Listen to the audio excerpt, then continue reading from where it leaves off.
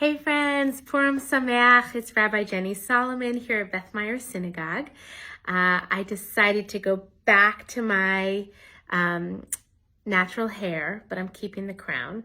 So it is Purim, and I wanted to offer this mincha moment as inspiration for our day. Purim is a day to be silly and crazy and to just explore those parts of ourselves that we don't often or at least I don't often bring out into the open. But there's a serious part of our day as well. And if you really dig into Megillat Esther, the story of Esther, it's an adult story for sure. And there's so much depth. One of the things that I am always touched by when it comes to the holiday of Purim is that the story of Esther really describes a moment of desperation for the Jewish people, a moment of deep darkness and despair as the Jews of that time in this land in Persia, in the town of Shushan, worried for their very safety and existence. And it seemed as if everything was sort of shifting and moving in such a way that they may not survive.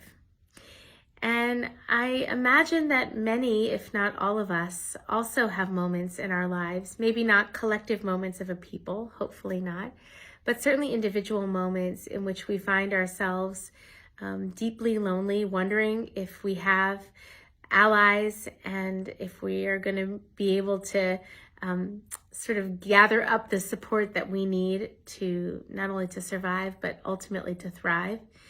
Moments when we experience profound loneliness, moments when we just sort of feel like there is a cloud over our heads. And the holiday of Purim has very few official mitzvot, commandments, things that we are supposed to do on this day. One of them is to have a festive meal. One of them is, of course, to hear the Megillah, the story of Esther, chanted.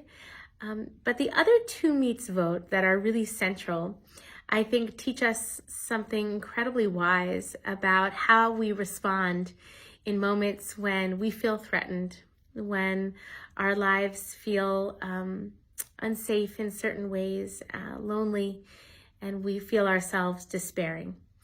And ultimately, these two remaining mitzvot are giving gifts.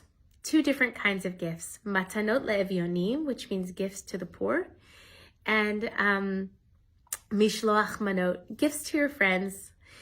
And each of them really taps in, of course, to the experience of generosity.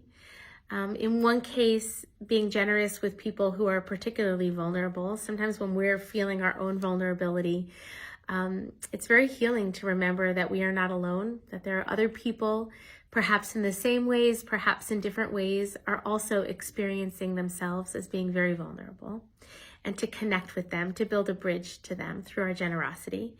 And the other is mishloach manot, giving gifts to our friends just because we can, for no other reason than to feel that bond of friendship. And so in both cases, extending a hand in love, in connection, in generosity, I think is the greatest medicine when we're feeling ourselves to be alone and threatened and just down. So I hope if you are one of those people who is going through a difficult season in your own life, that you'll take this Purim Torah to heart and know that in those moments when we feel ourselves kind of closed in, collapsing in on ourselves, are precisely the moments when Purim and our tradition invite us to open up and give where we can. All right, have a great, great Purim Sameach.